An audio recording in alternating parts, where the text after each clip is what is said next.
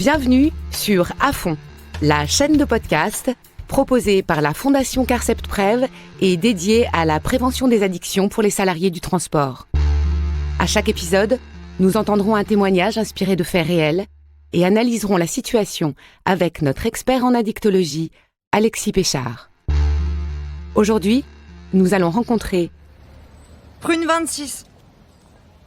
Sur la route, la nuit, on est seul et on est souvent en conférence avec le téléphone. On s'appelle entre nous. C'est des groupes qui communiquent. Il y en a pour qui c'est dangereux. Moi, c'est ce qui me maintient éveillé, d'être en communication. Ce qui est dangereux, c'est ce qui nous maintient éveillés. Au contraire, moi je pense c'est quand je suis pas en communication que j'ai envie de dormir. La musique, tout ça, bon, c'est bien. Mais enfin, au bout d'un moment, j'ai vraiment envie de dormir. La nuit, c'est long parfois, et on n'a pas le choix. On roule et on se parle. Quand on parle entre nous, ça nous tient éveillés. Genre, on rigole, ou juste même, juste j'entends les gars qui se parlent. On parle des fois juste pour parler, tu vois. On s'ennuie. Et de toute façon, franchement, qu'on n'aille pas nous dire que c'est pas bien. Le GPS, il est dans le téléphone, il est tout le temps là. L'hyperconnexion, c'est quoi ? C'est assez simple, c'est l'utilisation intensive des nouvelles technologies du numérique et du temps que l'on y consacre, que cela soit à des fins privées ou professionnelles. Au volant, le smartphone est ce que l'on appelle un distracteur technologique. Il cumule à lui seul 4 sources de distraction qui peuvent détourner l'attention d'un conducteur.